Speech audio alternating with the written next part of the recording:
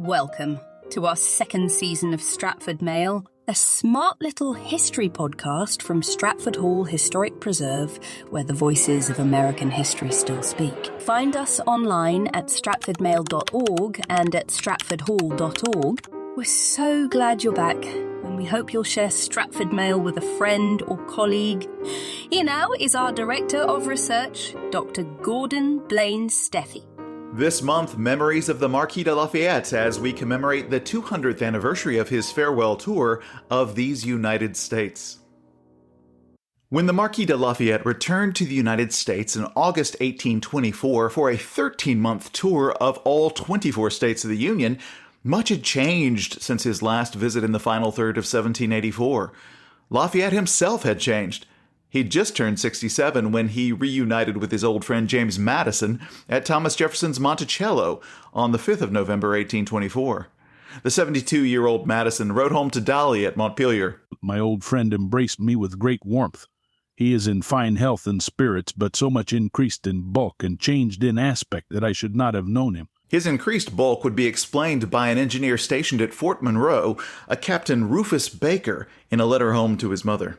Lafayette visited our post and stayed all night with us. He eats like our Doberman and always has a keen appetite for duplicate dinners, suppers, and breakfasts.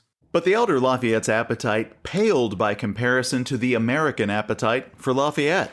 Apart from old friends and VIP cronies like Jefferson and Madison, ordinary folk turned out in droves to celebrate the return of a national friend and hero. And tales of meeting the Marquis would become part of treasured family lore for decades. In Virginia, they were literally counting the minutes until the general arrived. At 27 minutes of 1 p.m. on Saturday, General Lafayette stepped upon the soil of the ancient Dominion. In that 27th minute, the power of description seemed to fail the reporter as he fell back on the incantatory repetition of the man's name. We should, in vain, attempt to portray the generous feeling which appeared to pervade every breast, from the highest to the lowest, upon the approach of this inestimable man. Every eye seemed to beam Lafayette, every countenance seemed to express Lafayette, every tongue seemed to lisp Lafayette, every heart seemed to throb Lafayette, every look seemed to convey Lafayette, every cannon from its fiery mouth seemed to proclaim Lafayette, every breeze seemed to whisper Lafayette. Long after Lafayette's 1824 visit, American poet Walt Whitman recalled meeting the celebrity Frenchman during that final visit, when Lafayette laid the cornerstone for a new school in Brooklyn. Lafayette took me up. I was 5 years old, pressed me a moment to his breast, gave me a kiss, and set me down in a safe spot. Lafayette's farewell tour coincided with the final breaths of the presidency of James Monroe, who had in February 1824 invited America's favorite Frenchman to return to his adopted country as the nation's guest. Perhaps Monroe thought to use this living icon of the Revolutionary generation and its last living military general to rekindle that patriotic feeling and sense of national unity that characterized America in the aftermath of the War of 1812, and mythically during the heady days of the Revolution. Lafayette was an object lesson for younger generations in the value of personal sacrifice, but he would be unable to exorcise here the looming demons of factionalism and financial crisis. In 1824, James Madison hadn't seen Lafayette in 40 years, since a chance encounter in Baltimore in September 1784 made the two traveling companions. On September 6, 1784, Madison wrote to his father, I fell in with the Marquis. He is proceeding northward as far as Boston, from whence he goes to the Indian treaty at Fort Stanwix, and from thence returns to Virginia about the same time that I must be there. He presses me much to fall into his plan, and I am not sure that I shall decline it. It will carry me farther than I had proposed, but I shall be rewarded by the pleasure of his company and the further opportunity of gratifying my curiosity. And after a month spent with the Marquis gratifying his curiosity, Madison offered in coded form this assessment of Lafayette to his friend Thomas Jefferson. The time I have lately passed with the Marquis has given me a pretty thorough insight into his character. With great natural frankness of temper he unites, with very considerable talents, a strong thirst of praise and popularity.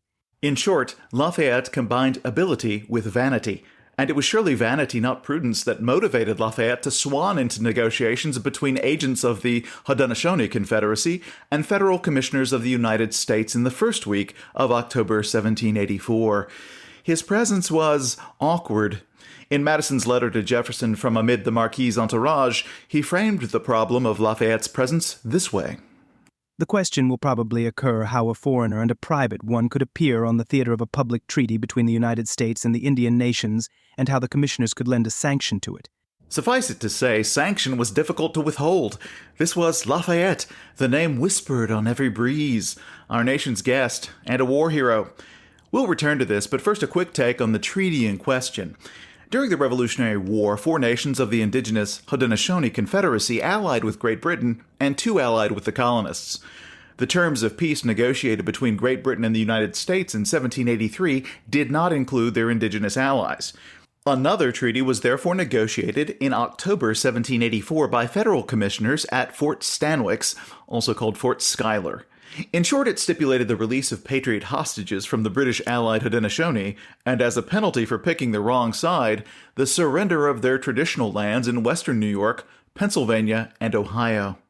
The right of Haudenosaunee negotiators to cede that land was later disputed by other indigenous peoples with claims to it and by other Haudenosaunee, with the consequence that the treaty was never ratified by the Confederacy. The treaty also affirmed the right of the American allied Oneida and Tuscarora peoples to their traditional lands, though land-hungry states soon exploited the distressed conditions of their former allies in the wake of the war and gnawed away at those traditional lands. Despite making common cause with Washington at Valley Forge and bleeding with Lafayette at the Battle of Barren Hill in May 1778, these indigenous allies received scant compensation for their support of the American cause.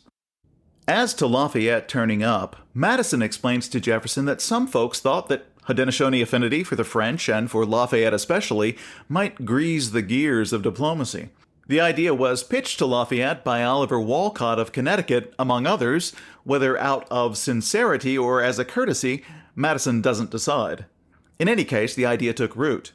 For his part, Lafayette was eager to reunite with his Oneida friends and allies, a desire he later expressed when he found them absent from their traditional lands on his visits to western New York in 1825. Griffith Evans was a secretary traveling with the Federal Commission, and he noted in his journal the arrival of the Marquis and his retinue, including James Madison, at Fort Stanwix in the first week of October 1784. Madison writes to Jefferson that the Marquis was embarrassed by the reserve with which he was received by federal commissioners at Fort Stanwix.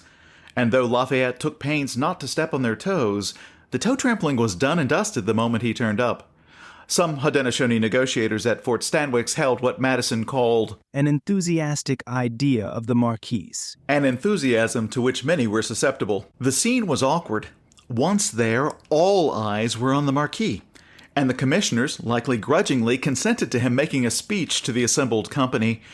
Evans records in his journal, "The Marquis arose and delivered his speech to them with much oratory and elegance calculated to serve the interest of his king, and much to promote the continental business." Madison suggests that the Marquis was motivated by the prospect of doing his adopted country some service, and by the prospect of news of that service lighting up the gazettes of Europe. In fact, Lafayette's speech and Haudenosaunee reactions lit up the Pennsylvania Journal in late November, awkwardly before the commissioners made their official report to Congress. Madison explained to Jefferson, During the whole stay of the Marquis, he was the only conspicuous figure. The commissioners were eclipsed. All of them probably felt it. Lee complained to me of the immoderate stress laid on the influence of the Marquis and evidently promoted his departure.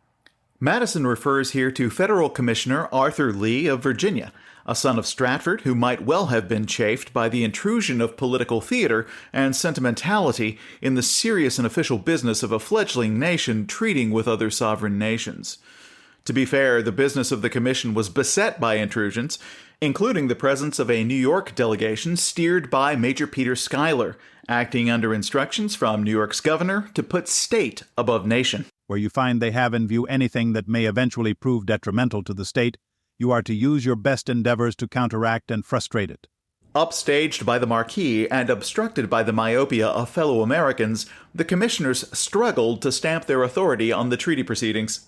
Days later, when Griffith Evans recorded in his journal that Arthur Lee delivered the commission's terms, it was in a language by no means accommodating or flattering, quite unlike what they used to receive. Arthur had pulled off a tone shift. Negotiations ensued, and on October 20th, Evans noted, Mr. Lee delivered in council a most spirited, grand speech. It alarmed us very much but had a very good effect and deserves great credit, describing the terms of the peace offered. The Oneida chief, known as Good Peter, accepted the commission's terms the following day. Years later, and months before his death in December 1792, when France was astir with its own revolution, Arthur Lee remembered the Fort Stanwix Treaty in a letter to his longtime friend and British statesman, the Marquess of Lansdowne. His memory of Lafayette was mixed, and fit to a stereotype that Arthur had formed of the French as meddlers. At a treaty I held with the Six Nations, the Marquis de Lafayette made a long journey to the place with a chest of feathers and asked leave to make a speech to the Indians and give them the feathers in the name of the King of France. A man of character of any other country could not have been guilty of such a piece of impertinence. And yet the Marquis is as decent and modest a man as that country ever produced. But this disposition to meddle is so potent that it domineers over every other quality. Here was one American unimpressed by the spectacle of the Marquis. After years spent abroad as a co-commissioner of the Continental Congress to the French court during the American Revolution, Arthur Lee had developed a cynical outlook on French diplomacy. Even as Arthur shared this memory of Lafayette and feathers with Lord Lansdowne, the Marquis himself was in France, under pressure from Maximilien Robespierre to resign his military command, and by August 14th, 1792, was fleeing an arrest warrant issued by new Minister of Justice Georges Danton. But that is a story for another day. From Stratford Hall in historic Westmoreland County, Virginia, I'm Director of Research Dr. Gordon Blaine Steffi. Do more than just listen. Become an active participant with Stratford Hall in the production of new and exciting programs like Stratford Mail. Contribute online at www.stratfordhall.org/support-Stratford. And please don't forget to follow Stratford Mail and share it with someone you love, someone you know. They'll be so happy you did.